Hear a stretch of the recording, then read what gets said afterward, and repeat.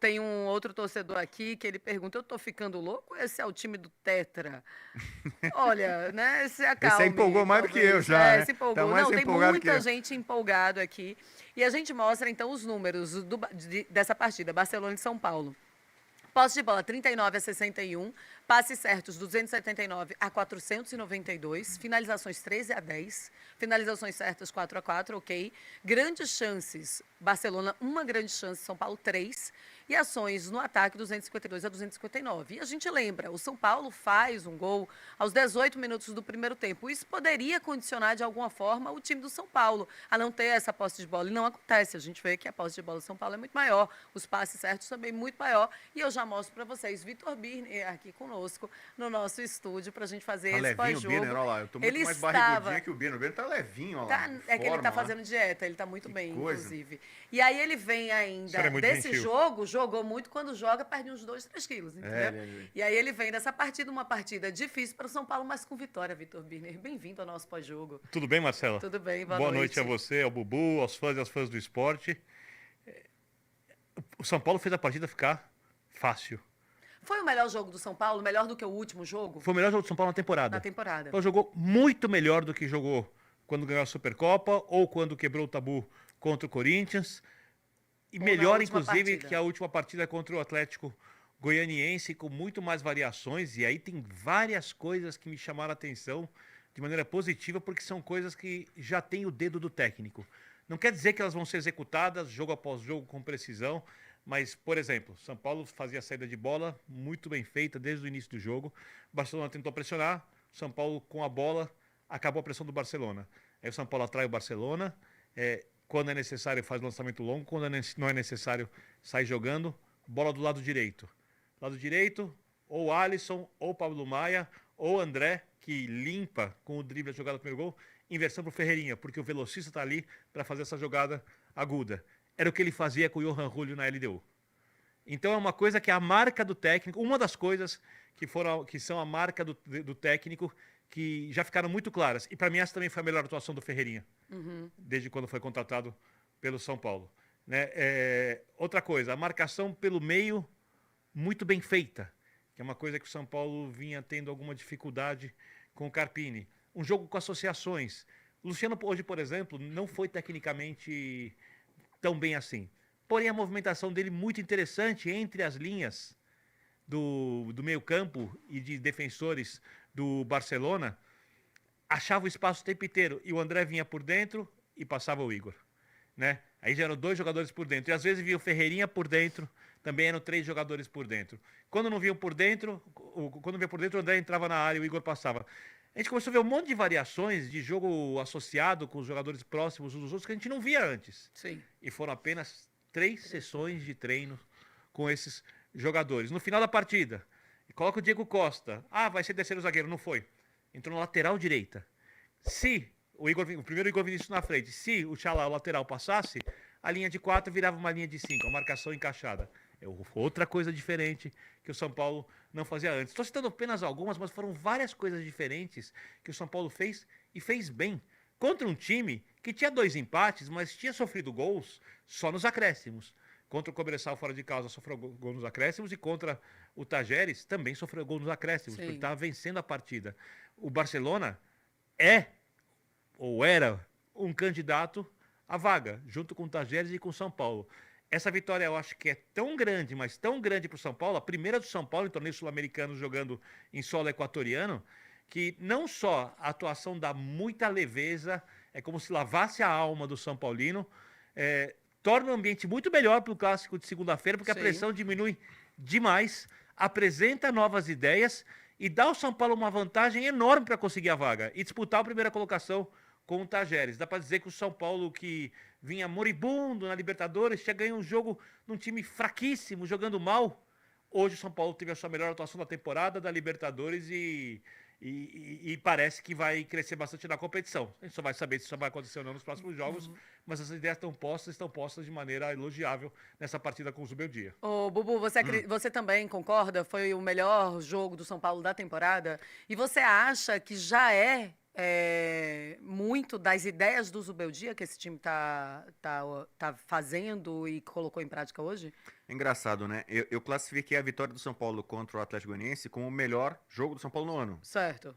E Tinha sido. tinha sido. Hoje, esse aqui superou porque tem Libertadores, é no Equador, um lugar onde São Paulo tradicionalmente sofre muito. São Paulo teve autoridade, o controle do jogo a maior parte do tempo, sofreu uma pequena blitz pressão ali no começo da segunda etapa, quando o Rafael apareceu bem também, quando foi exigido, né?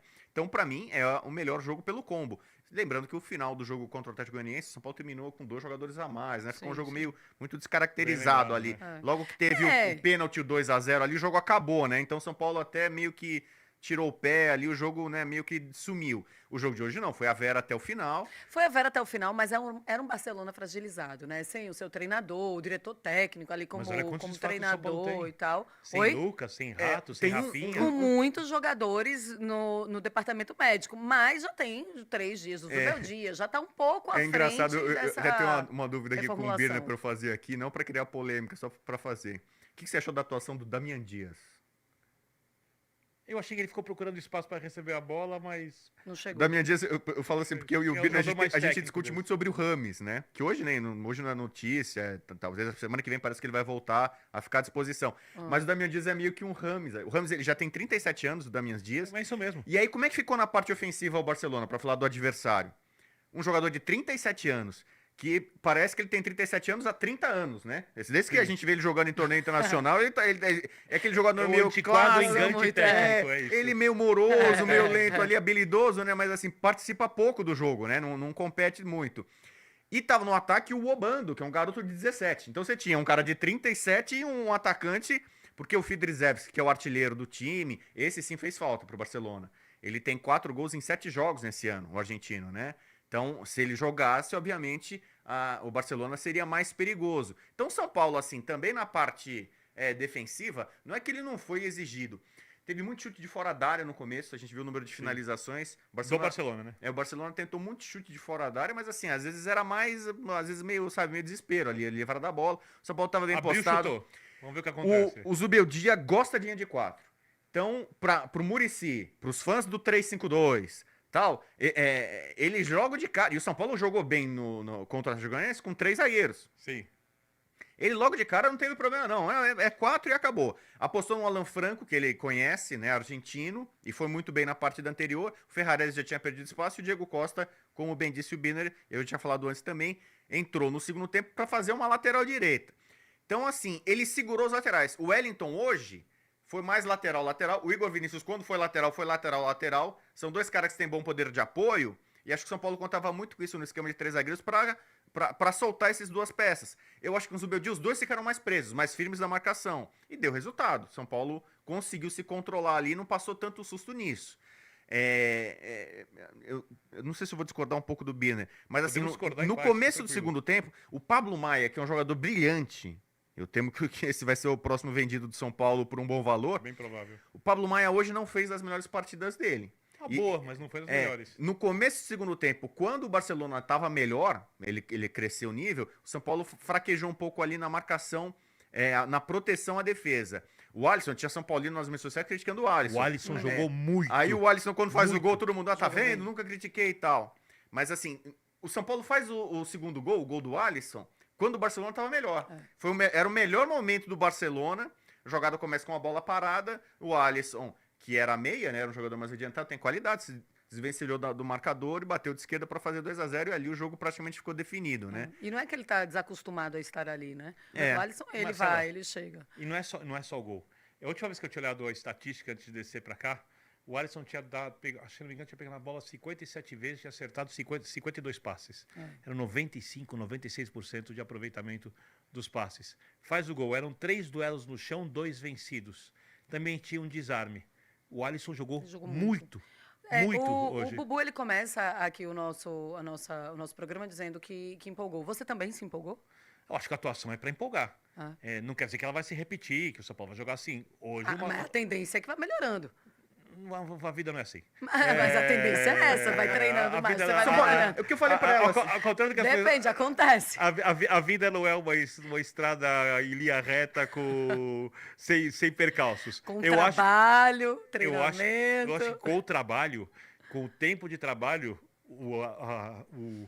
você que gosta muito de comida, Marcelo, o Bubu não tanto, né? O Bubu come qualquer coisa que colocarem na frente, né? Mas Não, eu sou fast food. você só porcaria. você que gosta muito de comida, Putz, é uma coisa meio gordinha, né? Você gosta muito de comer. couvert, a entrada, foi de nível muito alto. Tá certo. Foi muito bem preparado. Mas- E agora, vamos ver o que vem depois. Eu acho que o São Paulo tem todo o direito de se empolgar. Muchas gracias. Buenas noites, então. Olha, a gente mostra a classificação do Grupo B depois dessas 3 rodadas. Tajeres com 7 pontos na primeira colocação, São Paulo com 6 pontos. Barcelona tem 2 pontos e Cobressal 1 ponto apenas. E o saldo ali, né? 3, 3, menos 2 e menos 4. A próxima rodada tem o Tajeres jogando contra o Barcelona em Tajeres e o Cobressal jogando contra o São Paulo. O São Paulo joga em fora de casa mais uma vez. Bom, vamos lá. Muitos torcedores falando que o São Paulo não perde mais nesta fase de grupos de Conmebol Libertadores. Vocês concordam? Acham que não perde mais? Ou a probabilidade de perder é muito menor agora? E aí, então, é um São Paulo que está classificado? O São Paulo está próximo da classificação. Próximo não está classificado? Não, tem que esperar. Futebol, um jogo após o outro. O treinador acabou de estrear. Os times que o São Paulo vai enfrentar é o Tajeres. É um time que vai oferecer coisas diferentes, exigir coisas diferentes do São Paulo do que exigiu o Barcelona. E o Barcelona é uma boa equipe. Eu acho que a chance de classificação do São Paulo agora é gigantesca. Certo. O São Paulo tem condições de brigar pela primeira colocação do grupo e de ser uma das equipes com mais pontos na primeira fase. Por quê? O jogo mais fácil do São Paulo é o jogo fora de casa contra o Cobressal. Os outros 2 jogos são no Morumbi. E o São Paulo no Morumbi, na Libertadores, é um time dificílimo de ser vencido. Ele, tecnicamente, individualmente, ele é bem superior aos 2 times que vai enfrentar, ao Barcelona e ao Tajeres, que é uma boa equipe também. Vamos lembrar que o São Paulo perdeu do Tajeres, e eu sei que eu estou fazendo papel de chato aqui, Marcelo, mas eu estou falando isso porque é o que eu acredito que é o melhor Tem do São aqui Paulo. pra equilibrar. Se quem quiser discordar, eu respeito opiniões contrárias, mas tem uma coisa muito clara. O São Paulo teve 2 equipes diferentes em Córdoba, quando perdeu o seu único jogo nessa primeira fase. Com o Rames, o São Paulo tomou 2-0. Sem o Rames, o São Paulo ganhou de 1-0. Certo. Com o Rames, o São Paulo não conseguia fazer marcação, pressão alta. Sem o Rames, o São Paulo conseguia fazer marcação, pressão alta. Com o Rames, o São Paulo não conseguia manter a bola. Sem o Rames, o São Paulo tinha mais posse de bola ofensiva. E se o São Paulo continuar jogando bem, o treinador ganha lastro para não colocar o colombiano, ou quem sabe, num milagre, numa coisa assim atípica, fazer o Rames correr e jogar de acordo com o que é possível. Vou dar uma informação aqui. O São Paulo tentou, antes de contratar o Zubeldia, o Diego Alonso, uruguaio. Quando ele era técnico nos Estados Unidos, foi oferecido o Rames para a equipe dele. Ele consultou 10 pessoas do meio do futebol, que conhecem futebol, que trabalham com futebol. As 10 falaram para não contratar. O Rames Rodrigues. Exatamente por conta da postura do jogador.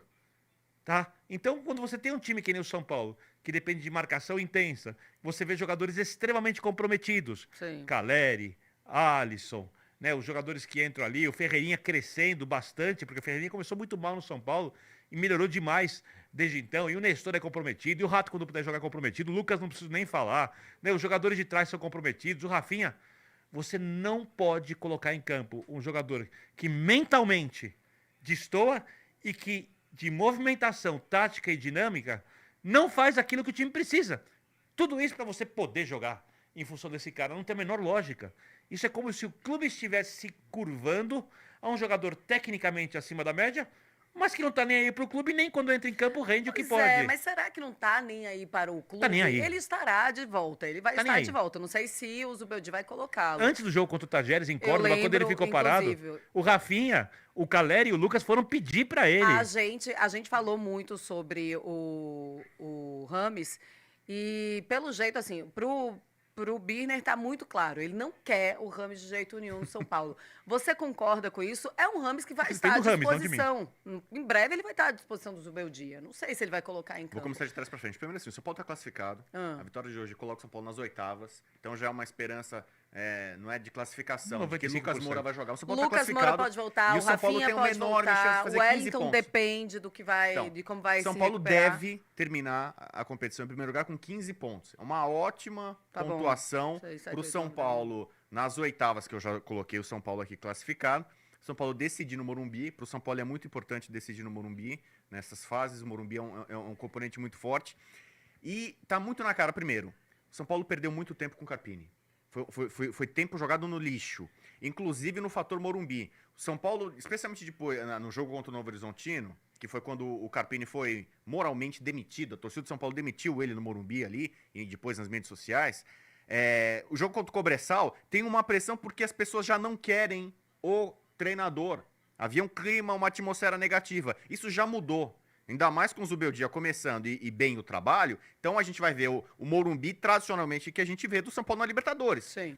Olha, a gente coloca então aí os jogadores que mais abriram placar pelo São Paulo no século. Luiz Fabiano, 74, Rogério Ceni, 44, o Caleri, 30 e Luciano, 22. E abriu o placar nos É o que eu dois comentei, últimos é jogos, importante. né? Ele faz muito Atlético Goianiense e o Barcelona. gol 1-0, que é o que abre o placar. Que é o que muda muita coisa, né? Tem muito cara que fala assim, o cara é o atacante dos gols inúteis, né? O cara faz Ah. o gol do 4-0, do 5-0, vai bater um pênalti quando tá 3-0. O Caleri, ele encontra muito gol pela primeira vez. Jogos complicados, assim, sobretudo jogos internacionais. O tamanho dos jogos acho que conta muito também. O Paulo Henrique falou, e o Hernandes foi muito importante também. A volta Não, mas o dele Hernandes não já é, era não é, antes, mas já aí é era. de É antes, o né? fator Lucas Moura, já era ídolo lá antes, É né? verdade. Aí volta, quando ele A faz pergunta o é primeira depois que parte, o Rogério parou. É, isso? eu depois posso do Rogério Rogério Ceni Ceni, antes. depois do Rogério Ceni. Mas ele começou em 2007 no São Paulo. E tem também o João Vitor Rangel aqui dizendo que o André Silva é diferenciado, jogou bem hoje, realmente. Gosto desse Esse adjetivo. tá jogando demais. O Entrou... lançamento dele é uma coisa impressionante. Não, né? esse entrou no clube do time. Eu vou dizer, ele pegou, colocou o pé na porta, abriu a porta, colocou os dois pés e falou, cara, eu E tenho que falou, jogar. aqui. Eu tenho que jogar. É aqui que eu fico. Eu tenho que jogar, sim, porque ele participa da marcação hoje, fechando na linha de 4 na frente do lateral. Ele é o jogador que começa a jogada do primeiro gol, faz o drible, a inversão de bola Sim. planejada pelo Zubeldia pro Ferreirinha fazer um passe sensacional pro O gol cabeceio de do cabeça Caleri. do Caleri, Caleri, bonito contra o Atlético Goianiense, é dele. Contra o passe. Cobressal, Também é contra o São dele, Paulo, o vale passe. lembrar, numa situação muito difícil, quem rouba a bola para sair o primeiro gol do São Paulo, numa situação muito complicada, e vai lá e faz o gol, é o André. Ele é um jogador extremamente dedicado, né? Ele atua em mais de uma função. Ele tá jogando muito no São Paulo, e mais do que isso, ele tem a postura. Esse é um cara que, desde quando foi contratado, ele falou aí. disso, e o campo mostra isso, para ele vestir a camisa do São Paulo é um orgulho. É um orgulho. E eu sempre gosto de falar uma coisa, eu sei que o pessoal pega muito no meu pé, na redação eu falo sobre isso. O São Paulo teve 3 capitães de 5 seleções brasileiras campeãs do mundo, que jogaram muito tempo no São Paulo, Mauro Ramos, Belini e Cafu. O São Paulo foi o primeiro time a fazer um estádio grande, a fazer um CT para o time, a fazer um CT para a categoria de base. O São Paulo foi o primeiro a investir em recuperação de jogadores. O São Paulo é o primeiro a ver a Lei Pelé. O São Paulo usava o marketing com o Leônidas. O São Paulo é um clube de vanguarda, foi um clube de vanguarda, e por isso o São Paulo tem 3 mundiais e ganhou tudo o que ganhou. Uhum. Então, é uma camisa muito pesada, que às vezes, por causa da fase, que é muito longa, e de questões que o São Paulo não consegue mais fazer, como fazia antigamente, parece que diminui de tamanho, mas eu não acredito nisso com nenhum clube, tá? Sim. Não só com o São Paulo, como com outros clubes grandes que foram rebaixados. Então, quando um cara olha a camisa do São Paulo, a não sei que ele seja eurocentrista, aquele tal, ele tá vestindo a camisa dos maiores times do mundo. Tá? Então, assim, Olha, o André entendeu isso. E o Sim. André tá muito bem fisicamente, né? Tem jogador que chega de fora, você fala assim, como é que ele tá fisicamente, como é que vai ser a adaptação, é um monte de mimimi, de desculpia e tal, ele não tem nada disso, entrou, Não, correu, tá super- lutando. exatamente, sem nenhum problema. Sabe? Então, Concordo, de fato, também acho vai que- ser difícil tirar esse do time, Olha, né? Só lembrando o uma coisa, pessoal- Marcelo, eu sei que estou te Ah. interrompendo, mas se o futebol acabasse hoje, se fosse traçar, fazer assim, vamos contar a história do futebol. O maior futebol da história ainda seria o futebol brasileiro. Dentro do futebol brasileiro, você diz, cada um tem sua opinião sobre quais são os maiores times. Eu acho que o São Paulo estará sempre, no mínimo, entre eles, Marcelo. Desculpe interrompê-la. Tá bom, então. Eu acho que ele empolgou mesmo. Não, Olha, deixa eu tô- falar uma posso- coisa. dados. Tem muita gente perguntando aqui. Luciano é banco? O Luciano, Com assim... o Lucas à disposição ou hoje? Então. Com o Lucas, sim. Com o Lucas, sim. E hoje ele tem que ser titular. Mas é um banco Porque de nível você não muito alto. consegue colocar um substituto. O substituto do Lucas é ele. É isso. O São Paulo tem para jogar atrás da dupla, ou se jogar com o André e Caleri como uma dupla, ou se jogar com o André aberto hoje, mas atrás do Caleri, o São Paulo tem 3 opções: Luciano, Galopo e Ramos. Que entrou hoje. e Rames. Dessas três, pra mim, o O Luciano, Luciano tá na é frente. consideravelmente a melhor. Luciano Galopo depois. Se o Lucas tivesse essa Rames. posição, seria o Lucas nessa função. Certo. Ele fez Então, na Copa do a Brasil. questão do Banco. Lucas vai ser interessante porque, assim, o Lucas é um jogador que se notabilizou boa parte da carreira dele de jogar de uma forma mais aberta, tal, jogador de velocidade. Ele pediu pra jogar pelo meio no São Paulo. Sim. E aí, O Carpini tirou. o Lucas não pode ficar fora desse time. Então, o Lucas em condição, só que a gente só vai ver isso lá nas oitavas da Libertadores. Tá. Ele acaba interferindo em outras pessoas. Por exemplo, o Rames não pode jogar na dele, o Luciano não pode jogar na dele. Então, assim, o Carpini chegou, né? O Brenner fala muito, a abrir o Lucas para usar o Rames em algum momento. O Tal. Luciano, por O dentro. Luciano. Então, Eu discordei. o Zubeldia, ele já mostrou que ele tem variações. Ele sabe mexer as peças e tal. Vai ser uma coisa de conversa e de treinamento para aproveitar. O Luciano, eu confesso assim, ele me irrita demais. Eu Pra- gosto. Ele, pra mim, é o jogador mais chiliquento. gosta? Bastante. Assim, Eu sou mais do Bubu. Ele então, me irrita ele, mais. ele me do irrita que muito. o- Pra mim, ele Isso pra mim é uma virtude. eu classifico assim como um jogador assim que reclama de tudo, sabe? Então, assim, é meio chato, sabe? Sim. Pra quem é São Paulino, pra quem não é São Paulino. Eu acho que pra só quem é São Paulino, ele irrita muitos adversários. Então, isso é uma o fato de virtude. ele irritar o adversário é legal, só que às vezes ele irrita muito o São Paulino também, sabe? Os jogadores de São Paulo gostam do jeito que ele joga. Não, os jogadores de São Paulo todos se É isso que adoram, né? importa. Não tem nem lá, talvez do jeito que ele joga, não da pessoa, É. tá? Então, assim, Pessoa e também. aí vamos falar do jogador ele em campo, eu acho que ele oscila muito, sabe?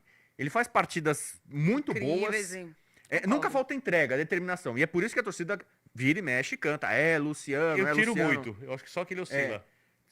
Então, por exemplo, acho acreditam muito tecnicamente bom Luciano, jogador. Luciano pela vontade. Porque ele é um cara que não aceita derrota, então ele reclama, ele compete e tal, ele luta, às vezes de forma errada, corre de forma errada, reclama de forma errada e tal. Então a torcida vê nele, valoriza nele essa luta, esse amor à camisa, essa disposição.